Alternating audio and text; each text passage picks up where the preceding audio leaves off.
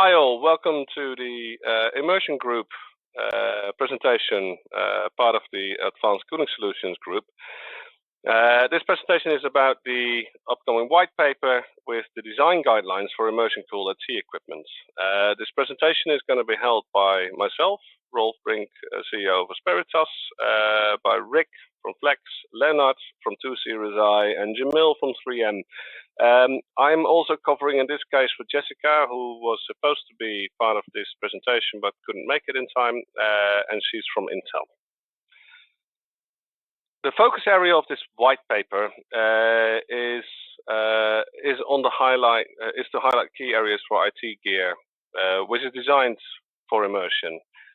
This presentation will cover the thermal design considerations, mechanical guidelines, some software adjustments that are relevant to consider, electrical validation and material compatibility, and all these aspects are relevant for optimized IT equipment for immersion.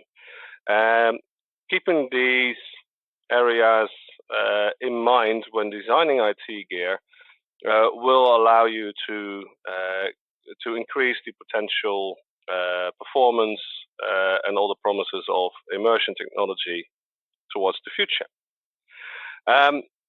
So thermal design is probably one of the most interesting parts of optimizing IT equipment for immersion technology. When looking at the thermal design of a solution, a basic division can be made between single-phase applications and two-phase applications. So single-phase refers to a solution where the liquid is not designed to evaporate, and which is driven by either forced or a natural convection circulation mechanism. The enhancements that can be achieved in various ways. First of all, the liquid circulation is relevant, as mentioned before. Both forced and natural convection can be used for single-phase immersion cooling. Forced is when a pump is used to circulate the flow, while natural convection relies on density variations with temperatures when hot liquid rises to the top of a tank. Air design heat sinks are very often used in single-phase immersion applications. However, due to the inherent flow resistance of air design heat sinks, these designs will still rely on natural convection through the heat sink, even when forced circulation is applied, unless mechanical flow is directly ducted to the heat sink. To improve the effectiveness of a heat sink, it should be designed for immersion by maximizing the flow through the heat sink. Enhanced performance will be achieved by getting colder liquid to the hot components as well. Further heat sink enhancements can be achieved by increasing flow rate from a laminar flow to turbulent. So a laminar flow builds up thick thermal boundary layers, which reduces the thermal performance. These boundary layers can be reduced by increasing the flow rate and achieving a turbulent flow. However, with the relatively high viscosity of immersion liquids compared to air, a turbulent flow may not be achievable, and the next best thing is then to create an unsteady flow that can break up the boundary layers and enhance the thermal performance compared to laminar flow. For two-phase immersion, the approach is different compared to single-phase immersion. In two-phase immersion, the immersion liquid has a relatively low boiling point. So when the liquid reaches the hot components, the liquid is experiencing a phase change to gas, and there's a boiling going on. The gas rises to the top where the condensator is located, and the condensator cools down the gas, and it's returned to liquid and can be reused for the cooling process. To make this process as efficient as possible, the heat sinks on the high-powered components should be replaced with simplified heat sinks that are flat plates with boiling enhancement coating. The boiling enhancement coating introduces and enhances the number of nucleation sites and where the phase change is first initiated and bubbles are being formed. It's not only the formation of bubbles that are of importance for enhanced heat transfer, but also the re-wetting of this boiling enhancement coating. The re-wetting makes sure that the liquid is there to replace the one that just changed phase into gas or a bubble. One of the advantages of immersion cooling is that the immersion liquids have better heat transfer properties than air and is therefore more efficient in removing the heat from the hot components. This allows for not needing heat sinks on low-powered components on the board. And to show how these liquids, going a bit too fast, to show how these liquids are all similar across the board, I've chosen to show here a table representing the specific heat comparison of different liquids. So the two most predominant liquids are hydrocarbons and fluorocarbons, and there's a significant difference in specific heat. However, the volume of liquid per kilogram is also very different, whereas the hydrocarbon has a much lower density than fluorocarbon does, which means that if you compare the amount of joules that can be transported per liter, these liquids perform almost identical when it comes in their heat capability. And not only specific heat here is relevant, because flow rate is as well, and that combination is what gives you a good indication of what liquids can do.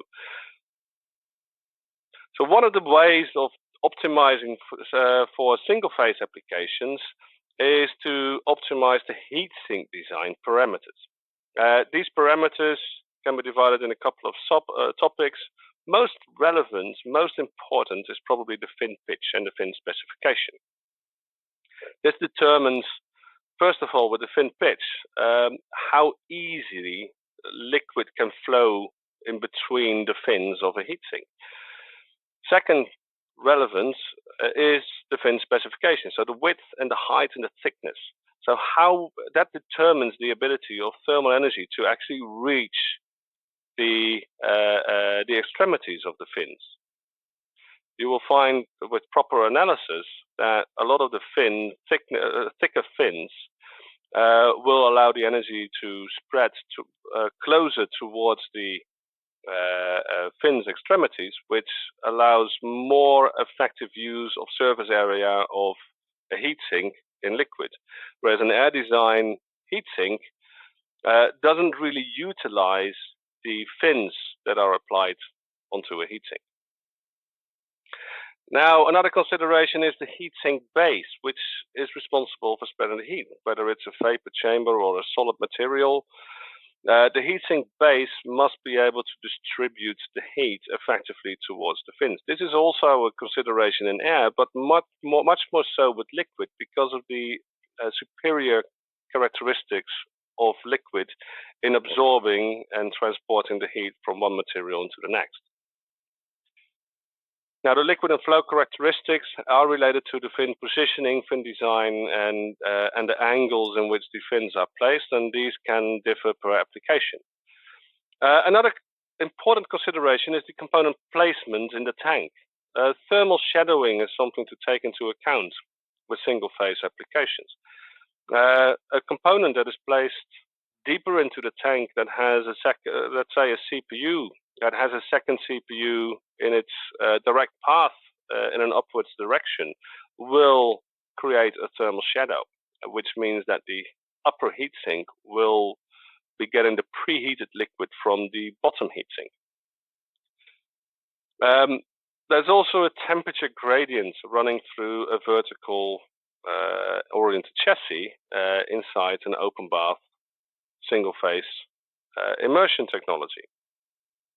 The lowest point in the bath will usually have the lowest temperature, whereas the highest point in the liquid will carry the highest temperature. Simply put, warm liquid wants to move upwards. That means that highest powered components or components with very stringent temperature requirements should be placed deeper into the liquid and therefore more towards the rear of the chassis. Whereas high temperature tolerance components or components with only minimal thermal properties are usually safe to place in the upper side of a chassis, more towards the front. When looking at a thermal design for two-phase liquids, the immersion heatsink design parameters are most relevant. So first of all, as just explained, the boiling enhancement coating. Here on the image, you will see a couple of examples of what this enhancement coating looks like. The coating thickness and particle size is of relevance, and the coating base on the integrated heat spreader or boiling enhancement coating is a relevant consideration. In this presentation, Jamil Shah from 3M is also present, and he can elaborate a little bit further. Jamil, would you like to add to this slide as well? So direct submersion of a bare die or leaded package is not an optimal way to do two-phase immersion. So for passive full boiling heat transfer, you need the boiling enhancement coating on the IHS or integrated heat spreader, or a heat spreader which will work as a heat sink on the top of the leaded package. So there can be multiple ways, can be various techniques can be used to enhance boiling heat transfer, and that is called as boiling enhancement coating, which increases the surface area on the top of the boiler. So there are various techniques, right?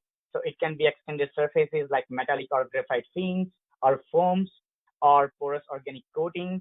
And the most common way of doing this is porous metallic coating, where you can use the copper particles fused with silver, and you can either use different techniques like plating or sintering or brazing on the top of the heat spreader and make the boiler. And you can provide a retention mechanism as shown in the figure along on the top of the processor, and you can make the heat transfer coefficient effective. So the coating, the surface area varies from the coating thickness and particle size. Ideally, it is in the range of around 100 to 100 micron, but it can be improved or increased based on the requirement of the total heat flux. The major advantages of two-phase immersion cooling would be the constant and isothermal temperature environment. So it provides much even thermal profile in the tank as compared to other cooling techniques. And there is no thermal shadowing because all the components in the tank will be at the same temperature, which is the boiling temperature of the fluid. So there's also no thermal shadowing, right? So there is no thermal shadowing. Yeah, it's the constant, is the isothermal temperature environment. All right, thank you very much, Jamil. Let's continue to the next couple of slides. Welcome everyone, and thank you for attending. My name is Leonard Ciubotaru. I'm a research engineer at TUSRSI, and I'm in charge of Special Project Division within the R&D department. I will continue this presentation with the mechanical design guidelines for immersion. When designing a server for immersion, we can follow the classical mechanical design principle. Nevertheless, there are some specific key factors to keep in mind that I will detail in the next couple of minutes. Chassis dimensions. There are several different forms, sizes, and technologies for immersion tanks. One just needs to adjust to the size of the tank for which the server is designed. The important factors to bear in mind are allowing for easy fluid circulation and ergonomics, since the chassis are vertically extracted and not horizontally like a classic racked solution. In order to meet data center handling requirements, the total mass of a server with all the components installed must not exceed 34 kilograms or 75 pounds. If the server is more than 18 kilograms or 40 pounds, it is recommended to be handled by 2 people. For permitting easy handling, the chassis needs to be equipped with handles for manual manipulation or otherwise with some sort of attachment fixture for mechanical manipulation. As a difference from the rack servers, we recommend paying special attention at the mechanical resistance of the front side of the chassis, where the vertical pulling forces will be applied, and reinforce this part accordingly. Components positioning. The component should be positioned in such a way as not to hinder or block the thermal flow, or otherwise said, the movement of the immersion liquid. The positioning should allow the most surface contact in the direction of the liquid movement. For example, the heatsink fins should be parallel with the thermal liquid flow. Special attention should be given to plug-in components like PCI connectors, since the servers are installed in a vertical position. Could be that some type of fixture needs to be implemented to keep the components from disconnecting. Power transmission. The servers can be powered via cables or busbar. Both solutions work in Immersion. If cables are used, one should make sure the cables have enough length and space to pull out the chassis. Preferably, upper side connection for cables should be used. If the power is transferred via busbar, then one must ensure the floatability of the blindmate connector and guiding features to facilitate the alignment. PCU or power shelf. According to the tank configuration, both PCU and power shelf can be used. Each of these options has its benefits and drawbacks. PCU modules can be fully submerged, either near the bottom of the tank for optimized cooling or at the liquid level for ease of access. We recommend removing, disconnecting, or shutting down via software the PCU fan. From the accessibility point of view, the power shelf presents obvious advantages. The power modules are accessible from the top of the tank, which facilitates servicing or replacement. If a power shelf is used, most probably the tank will have busbar installed. We recommend that this busbar be positioned out of reach of the operator and that they should be protected from possible falling debris. Also, the server should be designed in such a way that some sort of hard stop can provide a security from damaging the power connector if the server is dropped or badly placed. This was a very brief description of the mechanical design guidelines for Immersion. Please don't hesitate to ask your questions following the presentation or contact me afterwards. So far, to Series I, thank you for that. The software portion of IT design is also of relevance. First of all, the thermal optimization parts require a focus on temperature settings and optimized thermal protections. And this is due to the increased heat capacity, which allows for much higher thermal tolerances. Imagine an air environment that is being cooled with 35 degrees Celsius cooling and CPUs running at 80 or 90 degrees Celsius at the maximum performance. Within liquids, the same environment might allow you to work with much higher temperatures. That is the same IT equipment. So an environmental temperature of 50 degrees may be very suitable for that same IT specification. Another factor to consider is the increased heat capacity, which allows for much higher thermal tolerances of the components themselves. CPU turbo boost capability can be drastically increased, or can be even further increased than what normally is possible, which opens the door to a much more common type of overclocking. Next thing to consider is the system management capabilities, or the BMC. Fan control and detection is something that is widely known to be a factor for immersion. So fan support in immersion should be disabled. So the fan detection, fan safety mechanisms should all be disabled when you're dealing with a server that is immersed in liquid. Usually, most vendors or most integrators will remove fans to allow liquid flow, to promote liquid flow further, and that detection should be disabled. Reporting possibilities are of a next feature which can be added to BMCs or system management protocols, which is focused on monitoring liquid temperatures as opposed to air temperatures, to monitor flow rates or liquid quality. These are the type of sensory data of telemetry which servers could potentially start reporting on when optimizing system management protocols. And finally, there's the firmware. So when looking at BIOS possibilities, one of the things that could be considered is, especially when designing IT equipment, in essence, both for air deployments and liquid deployments, is to allow an end user or an integrator or an immersion technology vendor access to certain options to disable thermal protections. depending on the type of immersion technology. There's, for example, an option to select predefined set of immersion optimized settings, like what kind of intake temperature would be engaging what kind of safety protocols. Another possibility would be to implement an immersion optimization switch, a physical switch, which affects safety or temperatures or boost settings, things like this.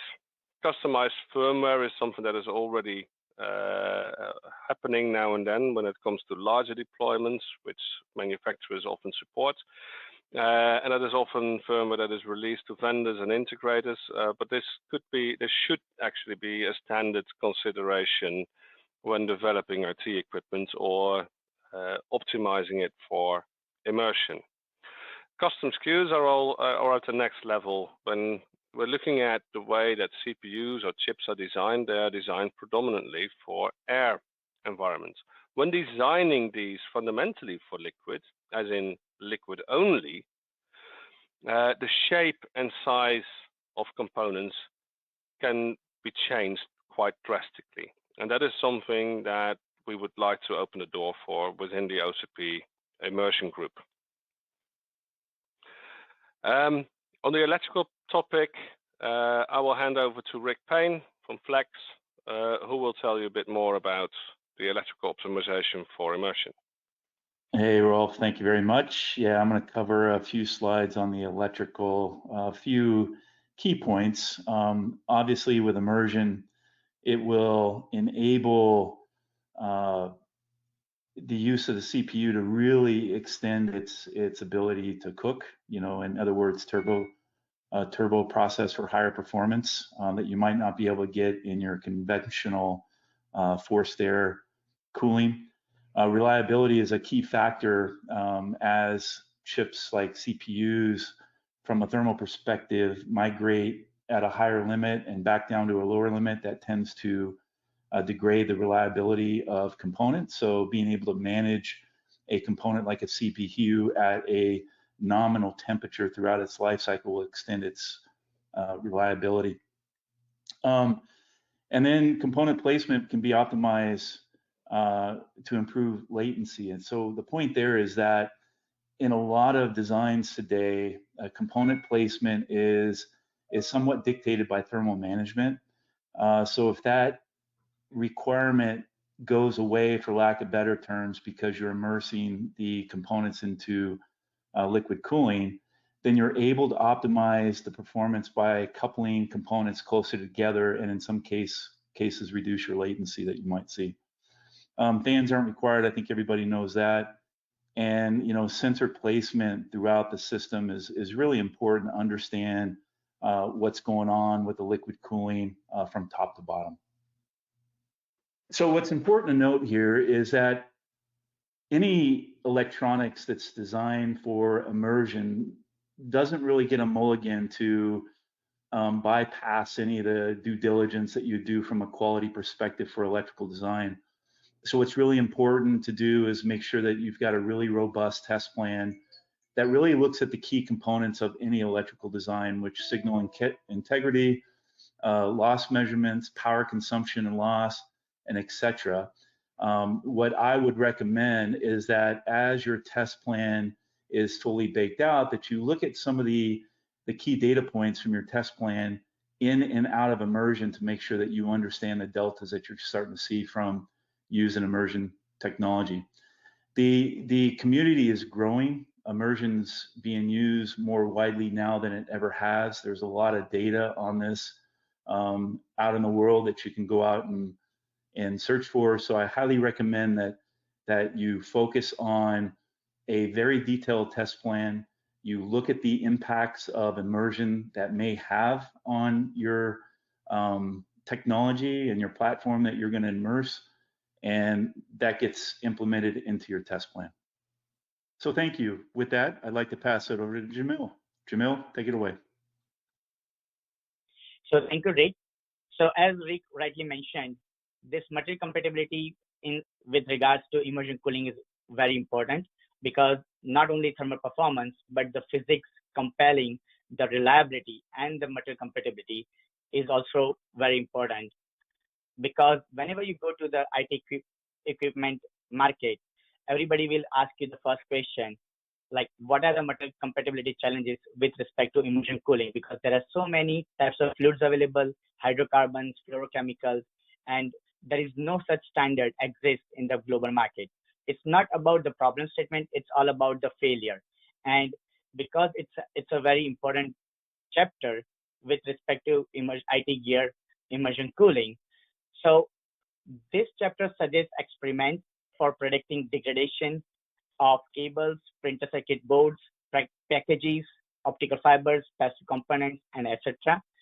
We have covered a wide range of common examples and better materials, and also the testing methodologies for different cooling methods, whether it is single phase, two phase, using hydrocarbon fluids or fluorochemical fluids.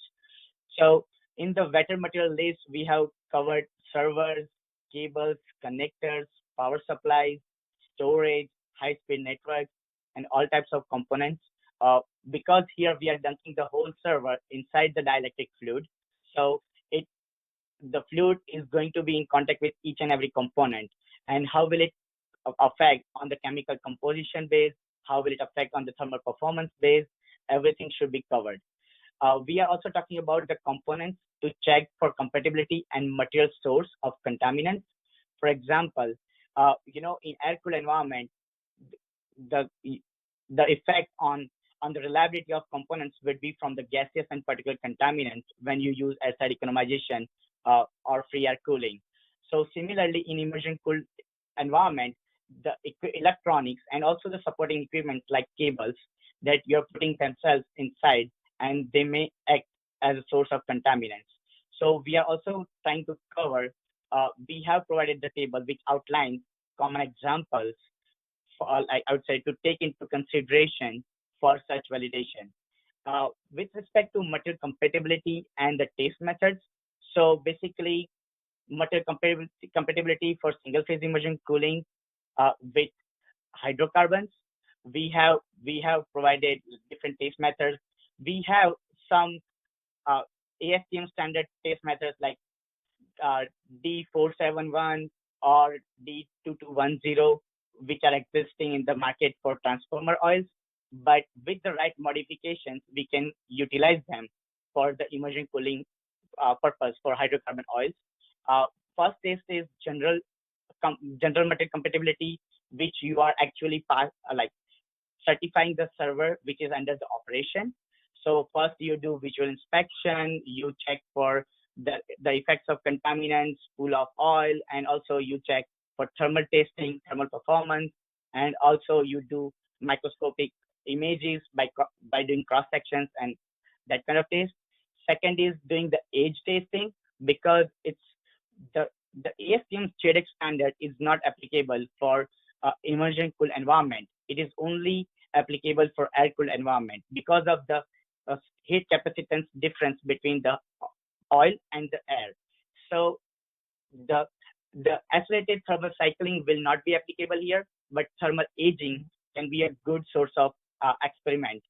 So the second test has been mentioned about material compatibility by using like hydrocarbon oils again for age testing of shoulders, QSPFs, and different components, active components, passive components, PVC cables, optical fibers, all of them. Now the material compatibility for fluorochemical fluids is a little bit different. When we talk about fluorochemical fluids for single phase application, so most of the equipment in the electronics are hydrocarbon polymer materials, right?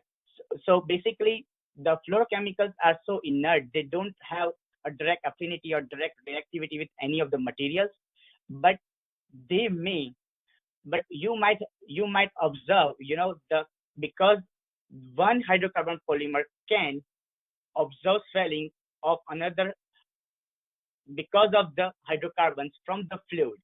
So this is called secondary incompatibility, where fluorocarbons merely act as a contaminant vector, because once they have some hydrocarbon polymer absorbed in that fluid, now that will be absorbed by the another hydrocarbon fluid, carbon material. So, but in the case of single phase immersion cooling with respect to fluorochemicals, these kind of incidents are very rare. But when we talk about two-phase immersion cooling, so for two-phase immersion cooling, only fluorochemical fluids are available as of now, and the material compatibility is a little bit different because now you are talking about boiling. So the relatively non-volatile hydrocarbon contaminants dissolved in the fluids are deposited on boiling surfaces by distillation in much the same way that lime accumulates in a tea kettle with time. So the vapor evolved by boiling the fluid, being freshly distilled, now it's free of hydrocarbon contaminants. And once it's condensed, it can have another, I would say, a high affinity for hydrocarbon contaminants, and the cycle continues.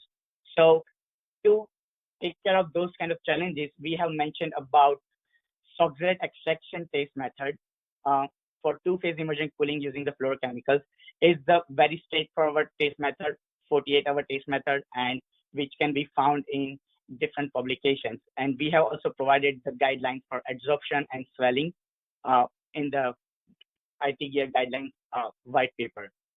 So I would like to open the forum for the community and feel free to ask the questions. I would also like to urge the people, the vendors, and also the end users to come and engage in the community activities related to immersion cooling, because it gives the boost to the ecosystem, as well as it also helps in determining the standards. So it is an opportunity for us that OCP has given us to come up with the first ever standards related to immersion cooling, and it will be a great interactive section between the end users based on the requirements and vendors based on their solutions they are providing. So the documents and mailing lists are available, and for question and answers, feel free to ask any questions or reach out to us after the session. Thank you.